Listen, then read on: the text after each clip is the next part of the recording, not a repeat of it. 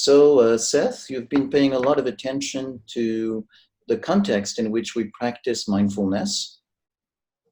I have, and one of the things I've been trying to think through is the whole issue of what exactly is the context for mindfulness practice, and what happens when we extract it from that mindfulness and export it to some other context.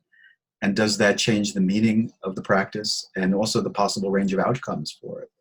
So in other words, the context in which mindfulness evolved came about in Asia many centuries ago versus the context in which we practice it in America? Well, that's one context. If you go back to the Asian traditions, for example, there's a Theravada tradition, in which the word sati means mindfulness and has a specific meaning in that context. And then if you look at some of the later North Asian Buddhist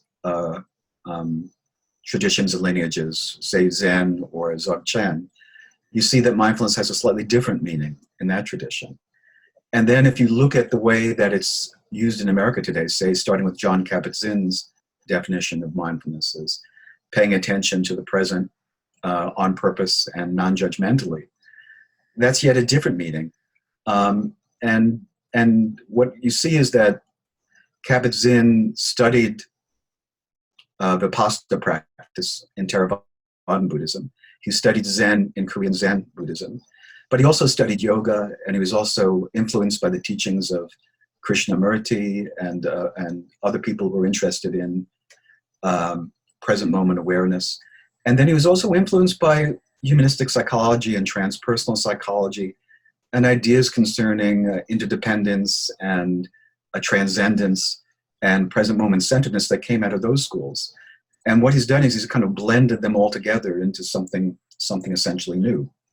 So that when people sometimes criticize Kabat-Zinn for saying, well, his idea of mindfulness doesn't exactly track what appears in, say, the Buddhist Pali Canon in terms of definitions of mindfulness. In some ways, that's a criticism that's off the mark, because he's really invented something very new and modern and American in the process. Mm-hmm, mm-hmm. Yeah. And So, then let me say, in what way is what Jon Kabat-Zinn does different from, say, the Pali Canon and from, say, the Zen traditions? Okay, well, the biggest difference, I think, is with the Pali Canon tradition, where mindfulness is one of eight aspects of the Noble Eightfold Path, and it's only one aspect of it. It's not the entire path in itself. And as such, there can be right mindfulness and wrong mindfulness. Mindfulness isn't always right mindfulness. You can be attentive to something, but it may not be wholesome, for example, in which case you should disattend to it. There's a lot more discursive thought involved in what you do with mindfulness in Theravadan Buddhism. You're really looking at the contents of your desires, for example, and your attachments. And you're asking yourself, is it wise or not? Does it lead ultimately to happiness or not?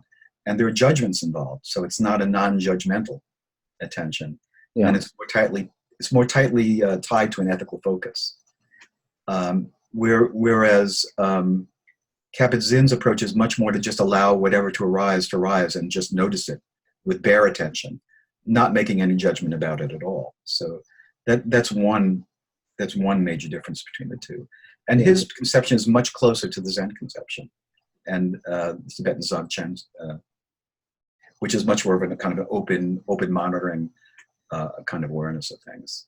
Yeah. So just from this, we're also touching on the idea that it doesn't really make sense to just speak about Buddhism as a monolith because of all the different traditions in Buddhism, and that there would be also differences in practice and difference in purpose. Absolutely. So it makes a lot more sense to talk about Buddhisms, both historically, and then also to talk about the fact that there isn't any one voice for Buddhism today, that it's multivocal, that there are many traditions, and even within each tradition, there are many different voices speaking. And that the tradition has changed quite a bit historically over 2,500 years. It's no different than, say, if we looked at Judaism, for example, and we noticed that way back in the past, there were many Judaisms. There were Essenes and Pharisees and Sadducees and so forth. And that it originally started not as a monotheistic religion, but as fealty to one particular god among many gods that existed in the world. Eventually it evolves to monotheism.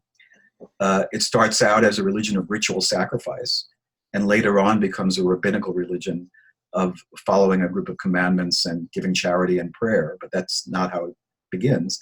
And then if you look at today, there are many different forms of it, whether Hasidic or Orthodox or Reform or Conservative, Reconstructionist. There's not just one voice speaking for what it means to be Jewish. And you have to look at Buddhism in the same way. It's a very complex tradition with many tributaries and many side streams and offshoots. Yeah, so maybe there's no such thing as one Buddhism anymore, that there is such a thing as one Christianity or one Jewish religion. Absolutely. And I think it's much more helpful to view Buddhism historically as a very complex conversation that's gone on over 2,500 years, in which there are a lot of tributaries and side streams. And you can look at early Indian Buddhism as being much different than, say, Chinese Buddhism, which mixed what it understood about Buddhism with Taoism and with Confucianism. And then it continues to change as it goes to Japan, for example, and then changes again as it comes to America. And within each stream of Buddhism, there are many, many different voices. There are many, many different schools. So even within Zen, there are different schools, such as Rinzai Zen versus Soto Zen, and they have different opinions than different Japanese schools of Buddhism, like Tendai or Shingon or Nichiren. It's like looking at Christianity and trying to guess what Roman Catholics have in common with Unitarians, Jehovah's Witnesses, Seventh-day Adventists, and Mormons, for example. Mm-hmm. They're all expressions of Christianity, but they all have very different sets of beliefs. Yeah. And so we're talking about this within the context of context, so that things, practices evolve because they fit a certain context. And so, maybe we can talk about the context in America these days compared to, say, the context in which Buddhism evolved. Mm-hmm. Well, once again, if you're looking at American Buddhism, you're looking at a very complex phenomena with different streams and currents. Anne Gleig just wrote this wonderful book called American Dharma that looks at what it calls the postmodern condition of modern American Buddhism and all the different voices in it, saying sometimes quite different things. So you have tendencies within American Buddhism to modernize and to incorporate aspects of Western psychology and Western philosophy, and then other reactions against that to try to come back to some kind of orthodoxy. But even these attempts to move back to orthodoxy are really reinventions of an old orthodoxy that really didn't exist. So it's a very fluid kind of situation. But I think there have been a number of factors that have really been dominant factors in how American Buddhism is emerging. And they have to do with aspects of Western culture that feel absolutely natural to us. They feel intuitive to us. They're part of the culture that we've absorbed, and they're as natural as the air we breathe to us, and we can't even question them. So one of these examples is our own beliefs about life after death. And in the West, there are certain dominant beliefs that we have. If you're a member of an Abrahamic faith, maybe you believe in an afterlife of some kind and heaven and hell. Or if you're a scientific naturalist, maybe you believe when you're dead, and that's it. But what we don't tend to believe in is the idea of rebirth, being reborn over and over and over again. And even if you look at some of the fringe sects and religions in the United States that do believe in reincarnation, like Rosicrucians or Theosophists or Anthroposophists and so forth, their belief about reincarnation is still quite different than the Buddhist ideas about it and conception of it. So we already have a set of beliefs that make us think that the idea of reincarnation is probably very unlikely. It's very hard to believe in it. And even if we can entertain the idea that it might be true, we still can't base our entire life and how we're going to orient our lives on it. It's just an interesting idea, but it's not our most important existential concern. So that's one idea that doesn't fly, but that was the glue that held all of traditional Buddhism together. The idea that karma affected your realm of rebirth, and that the reason you behaved ethically was to end the endless chains of rebirths, or at least to be reborn into a better environment, and so forth. Another thing that is very strong for us is the science and its commitments to naturalism. Just maybe stop there because that's a very big point. That the big motivating factor for early Buddhists was the idea of stopping the cycle of rebirth. Yeah, the whole idea was the cycle was interminable, and you just one birth you went up, next birth you went down. You would go to hell. You'd become a god in the next life and live in heaven. Next time around, you'd be on earth and you'd be an animal. Next time, you'd be a human being. But there was no direction to what happened. You just endlessly recycled to no point, and there was an existential meaningless to it. So, for the ancient Buddhists, the idea of rebirth was suffering. You were chained to this wheel of constantly becoming for no purpose. Right. And so that's a very different sense from, say, suffering in this life, because the suffering was not just about the suffering in this life, but it was the suffering. You used a word. You say the meaninglessness of this going on, eternally. That's right. There was an existential dimension to it that's related to something that, what is the purpose of life if all that happens is you keep being thrust into this meaningless cycle of reincarnation. Exactly. And so the goal of the initial Buddhists was to step off that wheel entirely and go to this other state, nirvana, in which there was no further rebirth. Although they were very unclear in specifying what your ontological status was once you stepped off the wheel. Did you exist? Did you not exist? They would have said, well, neither of those terms apply once you stepped off the wheel of existence. Yeah. And so certainly for contemporary Americans who are adepts of Buddhism, that is not a very motivating factor per se. So that's kind of usually handled as a metaphor for, the karma, the chain of actions have consequences, as opposed to necessarily literally being born again. That's right. So we're going to exclude from this conversation heritage Buddhists who were raised as Buddhists and their families, and come from Buddhist families. And we're looking at convert Buddhists who maybe come as atheists or Christians or Jews and discover Buddhism and discover they like it better than maybe what they were practicing before in some way. And what are they looking for when they come? And their answer is they're in some kind of distress or suffering or uncomfortableness now. And they're hoping that their meditative practice or their beliefs of Buddhism will somehow relieve their suffering in this life. And that's what people are really looking for, some kind of amelioration of distress within their current lifetime. They're not looking for ending rebirth. Yeah. So that changes the whole frame immediately in terms of why people are practicing and what they hope to get from it. Yeah. And so, I want to make sure to clarify that you're not seeing that as a problem. Far from that. You're just simply pointing out the difference. That's right. I'm just saying that the compelling reasons for practice that people practiced for it within India 2,500 years ago no longer work and no longer answer the questions that people want addressed in our contemporary world. Yeah.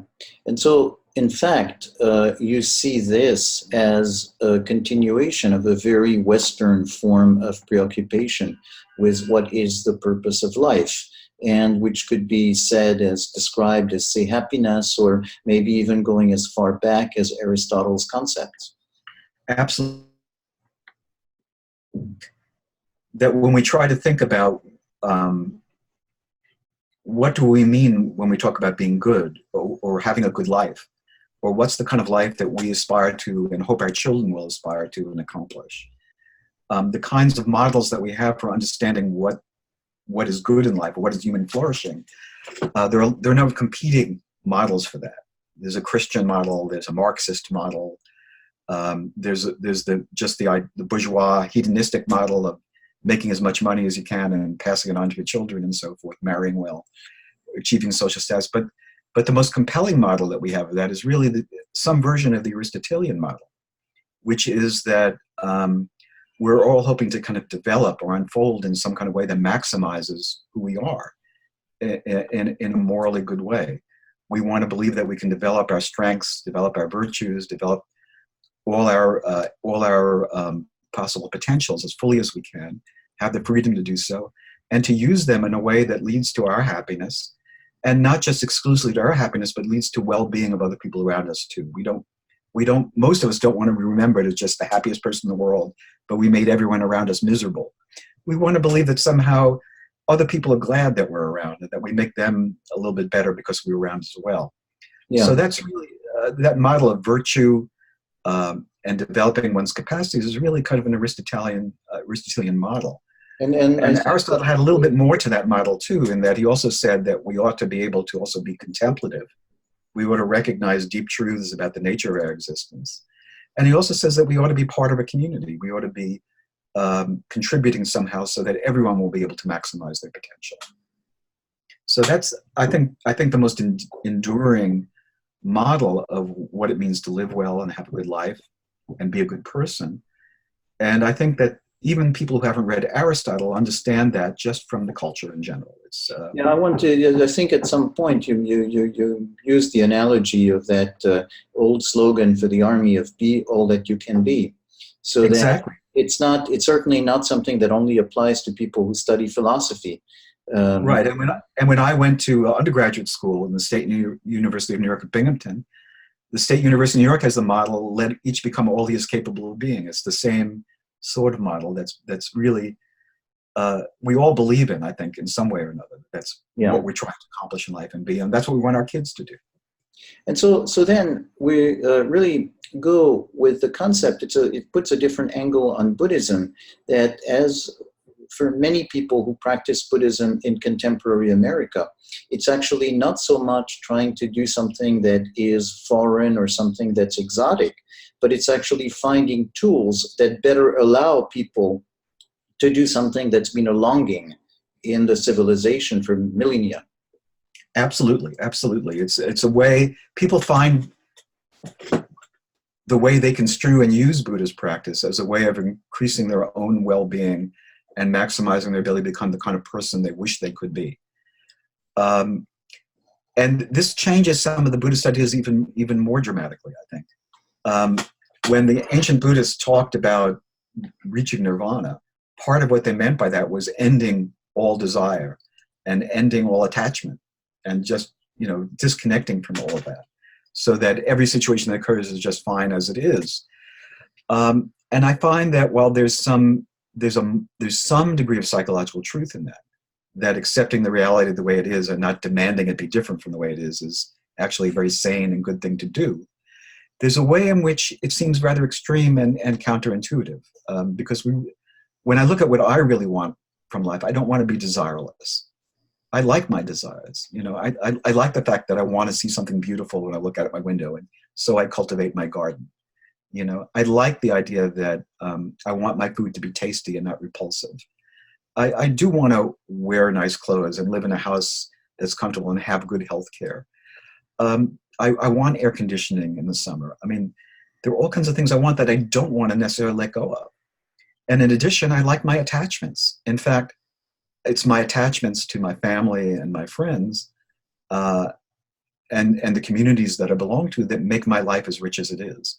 I wouldn't want to live a life where what happened to other people, what happened to some stranger wouldn't matter any more to me or less to me than what happened to my own child. I mean, think about the conundrum if you're at the beach and there are two children who are drowning, and one of them is your own and one is a stranger's.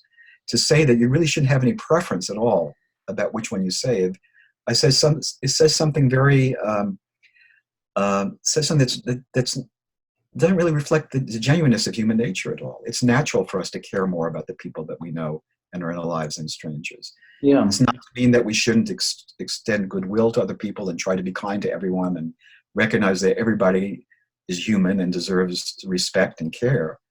But to say that we ought to have no preference at all, I mean, it doesn't make any sense to me. Yeah. So when I think about those ancient Buddhist ideas, I say I want to reform them.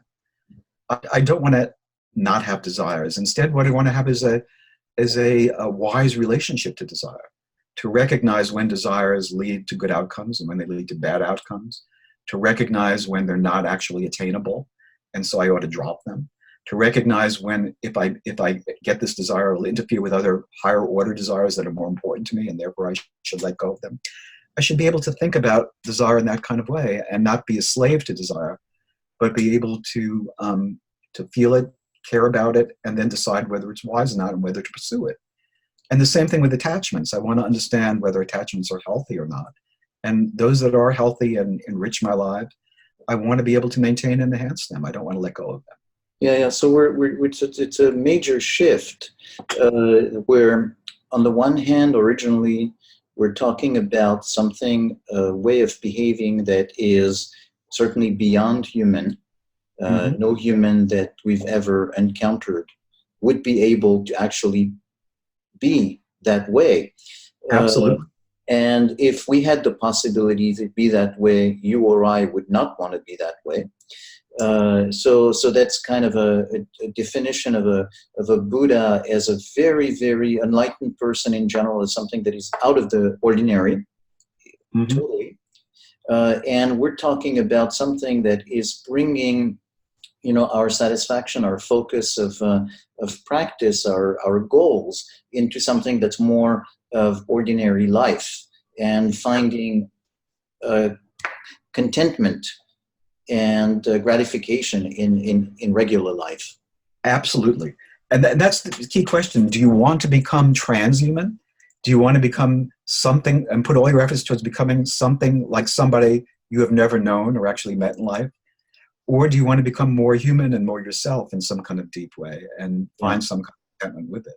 Those are two very different goals. And so I think one of the values of articulating that so clearly is it has a practical implication, say, for somebody who is practicing and going to a group practice, and in a way trying to say, what is it that you're trying to achieve? Absolutely. In some way, maybe you're trying to achieve, some kind of fantasy of having a connection to some wisdom that gives you a unique grip on the meaning of the universe, or something, maybe some kind of mystical enlightenment. And nothing wrong with being mystical, but it's a very specific direction. And another would be kind of the mysticism of every day, of finding the contentment and happiness and beauty in ordinary things. Yes. And I would just amend that in one way, that I think that what the mainstream of American Buddhist modernism does today is it includes that. It's aimed at happiness in this life and well-being in this life, living harmoniously within a community and helping the community to grow as well. So it's not self-focused in that way. But it also does have that transcendent element to it, which is an interest in discovering one's deep interconnection to the rest of the world, understanding that that our own idea of what it is to be a self is maybe too narrowly delimited, and that it can be expanded in all kinds of ways, so that it includes a deeper interconnectedness, understanding the constructed nature of self and how it can be construed differently. I mean, these are all possibilities that are also part of modern Buddhist modernism and very important. The idea also of being immediately present in a full way, in a wholehearted way to life, being in touch with what's happening experientially, as opposed to staying cognitively in your thoughts about things, trying to kind of always say, well, this is my cognitive map about things, but how does it really feel right now? I mean, I think these are all part of the Western idea of enlightenment now as well. And I want to call this Eudaimonic enlightenment rather than just classical enlightenment, just to distinguish it. Yeah. But so, it's within this larger context of happiness in this life, deeper sense of interconnection to nature and the universe, and the more open attention to ongoing experiencing rather than conceptual thinking about things. It's in this environment that Kabat-Zinn then develops his idea of mindfulness. And when you look at how people are actually practicing mindfulness within, say, John Kabat-Zinn's mindfulness-based stress reduction or similar kinds of interventions, they're really working within this kind of envelope of what I would call secularized Western Buddhist modernism. And And you're right, this gives us a map of what we hope to achieve through the practice. It gives us some sense of what the outcomes might be, and it guides us in knowing whether our practice is helping or not, whether we're doing it the right way or not. It provides a roadmap for all kinds of things. And I think one of the interesting questions is what happens if you try to divorce it from that context and try to export it elsewhere? But so let's stay there for a moment. I'd like to come back to what you're saying, but just when you talk about a roadmap for the practice, I want to stay a little bit more with the, what does it mean in practice in a way? And so part of it is going to be, is this helping me have more of a sense of my own experience of what I am as a self? Not as something, a predetermined idea of a self, something rigid, but the moment by moment unfolding of experience that we call the self. And does my notion of myself, in a way, is it transformed? Do I have curiosity to notice aspects of it so that it starts reforming and flowing in a different way? Absolutely. I think that's a wonderful way of expressing it. Do I feel more connected to others? Does this help me feel a sense of connection? What's the nature of that connection? Does that connection feed me? That's right. Do I contribute to others in a way that actually feeds them and me? Mm-hmm. All of that is subsumed in there. Yes. Yes. Then kind of a sense of, what am I doing here? What am I doing when I'm sitting or doing any other, pause, mindfulness practice? Is it something that actually is helping me be more of who I want to be? Is it helping me, be more present in life? Is it helping me having more options? Is it helping me in some way having a better, more happier experience of life? That's right. All of the above. Yeah. And then you could look at specific sub-skills in there as well. Am I able to, when I have urges come up or whims come up or desires, am I able to kind of notice them and decide, are they helpful or not? Am I able not to believe all my thoughts, to realize that most of the thoughts I have aren't necessarily true. They're just thoughts, and they're very ephemeral in that kind of way, and maybe not too important. Am I experiencing my body fully? Am I present in my body as opposed to just being in my head? And we can go down a whole list of such things. So as you're talking, what's coming up for me is a sense that maybe instead of enlightenment, in the image of enlightenment, or say even awakening by itself, evokes something that, you cross a gate and something amazing happens. And as I'm listening to you, I think of more awakening being a verb that's followed by something. And so specifically awakening curiosity, to curiosity about a different way of being, awakening curiosity about a different way of being in life, of exploring life, of experiencing life. Absolutely, no question about it. I had a wonderful thought and I just lost it. Oh, I'm so sorry. So I want to apologize for that, but let me see if I can get back to it. Yes, I think one of the other major differences between this Eudaimonic enlightenment and classical enlightenment is that classical enlightenment or traditional enlightenment saw itself as an endpoint. You got there, and there was a place to be, and then you stayed there once you're there. Once you're enlightened, you stayed enlightened, and there was nothing further to do. You'd done all the work that needed to be done. And I think if you look at the idea of enlightened being as a horizon that you're kind of seeing as a kind of maybe a long-term dimension that you're heading towards, but that you realize that it's just an ongoing process of awakening after awakening after awakening with no end and no predetermined endpoint. I think that's I think that's more accurate about how most people look at, in quotes, enlightenment now, not as an endpoint, but as an ongoing process of awakening that we never complete. But and that's exciting to think about the idea that we always have more to grow. So you're talking about, say, in a way, the ing not being a noun that marks a moment, but the ing, the same way as we say walking or eating, that marks this process. Absolutely. Yeah, absolutely. So, I interrupted you earlier when you were going to talk more about the eudaimonic awakening, eudaimonic enlightenment. Is it, or have we just covered that? I'm sorry, I'm not sure I heard everything that you said just now. I think I interrupted you earlier. I don't think I need to say more about it right now. Okay, so let's just take a moment to see whether it feels right to end here or whether there's something else you might want to add. Yeah, I wanted to talk about what happens when you remove mindfulness practice from that context that I've been talking about of eudaimonic enlightenment. Because we're talking now about, since Jon Kabat-Zinn introduced the idea of mindfulness, we've seen mindfulness interventions expand into almost every possible imaginable space.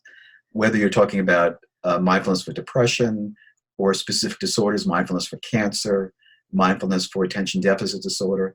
But we're also seeing it move into the boardroom in terms of life coaching for executives or into sports teams. And we're seeing it being brought into the military in terms of trying to make soldiers more mindful so that they're more discerning in moments of crisis and can make wise choices in those moments and so forth. And there are a number of critics who have been quite vocal in the last few years about this, saying, is mindfulness being used in some way to, as a kind of a soporific, there are a lot of negative things in our culture, whether it's militarism or greedy forms of capitalism and so forth, in which, say, corporations, for example, might exploit their workers, prefer their workers to be happy and pleasant, but on less wages and with fewer benefits and working longer hours and so forth. So let's just introduce a mindfulness program and, maybe we can make our workers less disturbed so that they take fewer sick days and we spend less on healthcare and so forth. But there's no real interest in making the workers better. So is it becoming a soporific or sop in some ways to prop up like the new opium, a rotten system? And excuse me? The new opium of the people. The new opiate of the people, exactly. So I think that's I think it's something we need to think about. So one thing we ought to be aware of is that as, say, mindfulness teachers move into corporate environments or into the military, they need to be very aware of the possible conflicts of interest that occur. If I'm a mindfulness teacher and I want to go to a large corporation like Monsanto and I want to teach, for example, the workers who suffer from the same kinds of existential anxieties and problems that all of us do, and it might benefit them in some way, am I going to downplay some of the elements of mindfulness as I bring it into the corporation, so that I might emphasize it as a stress reduction technique and not look at its possibility that people might become more aware of the conflicts between their values and their employer's values, and to find the courage to speak up about it, which is also part of mindfulness. Will I tailor in such a way that I change its outcome? So I think that people who move into different contexts need to be very aware of possible conflicts in own interest that might compromise their integrity as they move into these areas, and need to stay focused on that as they do. I also think it's possible to export mindfulness in ways that are entirely malignant. So I want us to imagine for a moment a different philosophy other than eudaimonic enlightenment. I want to imagine a philosophy of selfishness, pure selfishness, in which we say that life is nasty and brutish and short, and the best we can do is aggrandize ourselves and gain whatever we can at the expense of other people. And that life is a zero-sum game, and every time we defeat someone else and get what we want, we've succeeded in as best we can. And how would mindfulness function in there? It would be like a tool to always be vigilant to where you might get your advantage, or to be always vigilant at uncovering nefarious plots by your competitors and so forth. And it could be something that doesn't support eudaimonia and a well-lived life at all, but something rather selfish and narrow.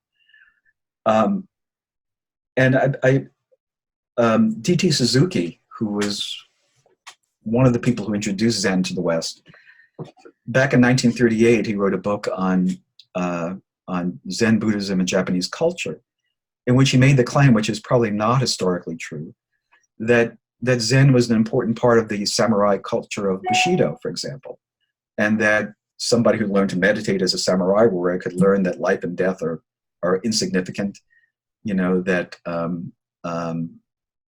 one can remain calm under all circumstances and be able to see where your opponent's, vital organs lie very quickly without being distracted by other thoughts.